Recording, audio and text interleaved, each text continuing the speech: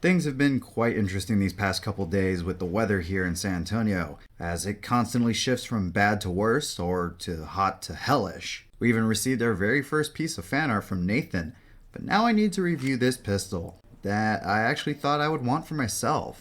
Well, here we go again. Hi, I'm Scott Slade Holmbeck, and you're watching USAirsoft, and today we'll be reviewing the USP COMPACT from KWA and Umarex, which can be found on AirsoftStation.com for $150 with the links in the description below. For this review, we'll be taking a look at its features, what the package includes, and how this pistol fails in comparison to other choices out there. But first, we must begin where we always do, with the unboxing. For the box, we have a common black cardboard box with H&K trades on top and specs about the pistol on the left side, with one of the specs stating that this USP fires at 330 feet per second, which we'll test later in this review. Flipping the lid open, you'll be greeted by your manual on top and this Ziploc bag, with the rest of the box sealed shut with a plastic wrap. Undoing the Ziploc bag, you will receive of course your manual, an Elite Force advertisement card, a card explaining your warranty, and an Umarex registration card. Stepping back to the manual booklet, you'll find that it explains all the basic functions like the control layout, how to gas your magazine, how to clean and adjust your hop-up, and how to activate an additional safety feature. But with this review, I'll try to make this manual completely unneeded. But now with this paperwork finished up, we can dive deeper into this box. After peeling away the plastic wrap, we can see the box includes this tool for the secondary safety, a bag of sample BBs that shouldn't be a problem using since they're most likely KWA brand, a metal 22 round magazine, a KWA type pop-up adjustment tool or wrench, a flat base for the magazine if you wish to replace the one that's already on the mag, and of course you'll have the USP Compact. Now to break this review down, we'll begin with the metal slide and then move down to the polymer frame and magazine afterwards. So jumping to the very front, we have a metal blaze orange tip with 16mm counterclockwise threads on a polymer outer barrel. Now I said 16mm threads, so the more common suppressors, amps, and other muzzle devices may not fit on this tip, so be sure to check what you have before trying to screw it on. I'd also like to add that the paint on this tip wears away very easily, especially after adding a suppressor onto it. Above the barrel, you'd have your raised iron sights that are neatly dotted with non-glow-in-the-dark paint. These sights are adjustable for windage and should be able to peak above any normal suppressor you may equip this pistol with. But for sure these sights alone, if you use them properly, should satisfy you. Then for the slide that those sights sit on top of, we have a beautifully detailed piece with an exposed metal hammer in the back. This slide has been graced with H&K trades from the left with serial numbers and caliber marks to the right including the bolt. Now these white markings are slightly engraved, but with some time they should wear away as expected. But as they stand for a new gun,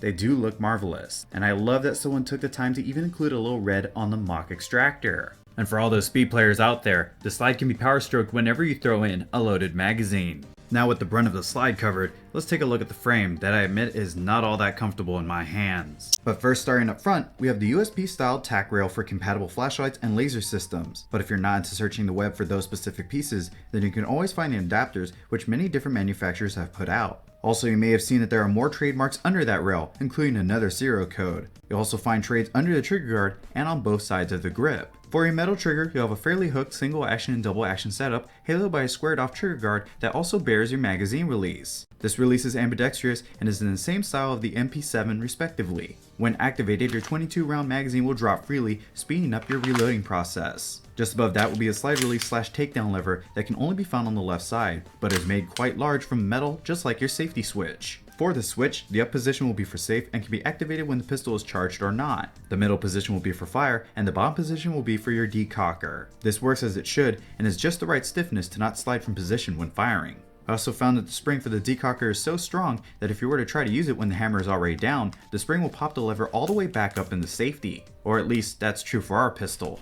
Now as I touched up on earlier, I don't favor this textured and checkered grip, and here's why. My fingers feel very crunched up together, and gloves made it feel so much worse. I thought this just had to do with my fingers being long and skinny, but to other players I handed this pistol to of varying ages, they all agreed that this pistol was very uncomfortable and not suited for man hands. Now for the 22 round double stack magazine, we have a metal highly decorated piece with a gas fill limit of around 50 shots, which was nothing super special, but as long as it could unload its own magazine, then I was pleased, which it was able to do. This magazine is also well branded with H&K trades, which adds class to even the little things. However, I did find while doing the recording of the shooting clips that I somehow lost the O-ring that was surrounding the gas fill valve. This has never happened to me before and does make filling the magazine with gas a pain at times, as I found myself holding the can to the valve for multiple seconds just to have no gas actually enter the valve at all. With all the controls of the USP Compact so large and so close together, you can easily manipulate them, unlike larger frame options out there. But one control does double as a takedown lever, and that would be the slide release. To take down the USP, you'll need to remove the magazine and line up the square portion of the lever with the cutout on the slide.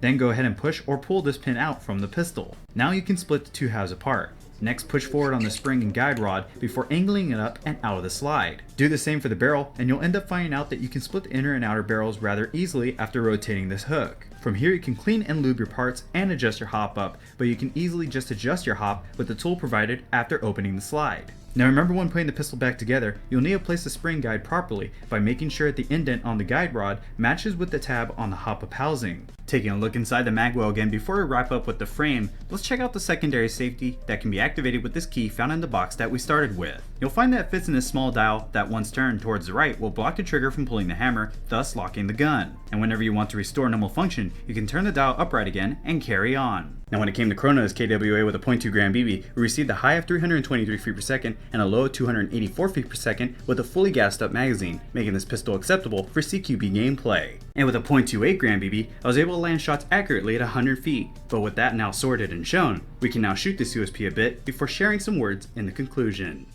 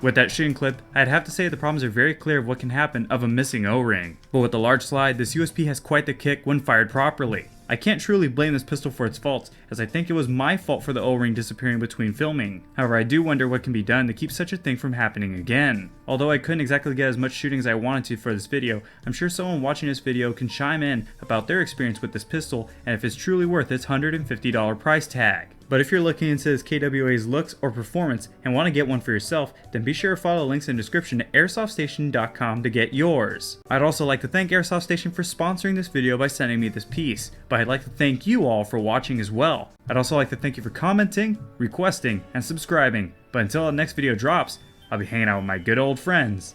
So, I'll see you all next time.